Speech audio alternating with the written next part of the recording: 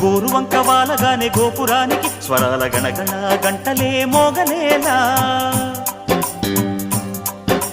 గోపబాలుడొచ్చినాక గోకులానికి పెదాల కిలకిల పువ్వులే పుట్టలేదా